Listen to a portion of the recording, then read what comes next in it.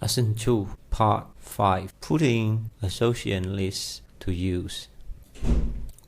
When you use association lists, you should document what your key values represent. For the garden path, then the key values of 10, 11, 40, 41, and 50 will be the following. 10 indicates the 3D coordinate of the start point of the path. 11 indicates the 3D coordinate of the end point of the path. 40 indicates the width, not the half width of the path. 41 indicates the length of the path from start to end. And 50 indicates the primary vector or angle of the path. The following is an updated version of GP getPointInput function. Within it, an AutoLISP function called cons, short for construct a list, builds the key sublists that belong to the association list. Copy this version to the console window, press enter and run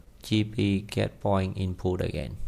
So we're gonna copy that, put in here, AutoLISP console. I'm gonna just run that. So notice that when building, so I'm gonna put in here to see how the function is look like now. When building the list, the program converts the half width specified by the user into a full width by multiplying its value by 2.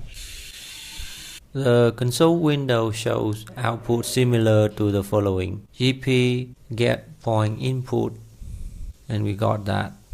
So let's come back to the program again. You're gonna tap the tab and the tab, and we run this. So here GP getPointInput, enter, and the AutoCAD is jumping in. We press the start point, the end point, half of the width is like 3, and then the return is looks like that. But what's the difference here? We got 10 for start point and 11 for end point. 40 for the distance, not the half distance. 50 is the angle start point to end point, and 41 is the distance from start point to end point.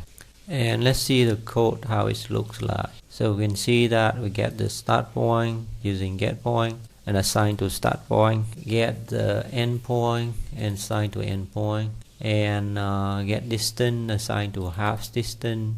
Then we're gonna just construct a list, and the list is a constant. Here is 10 is start point, 11 is end point, 40 is half width multiplied by 2, and 50 is the angle start end point, and 51 is distance start point and end point. So that's it for putting association lists to use in AutoLISP, which is section 5, part 2.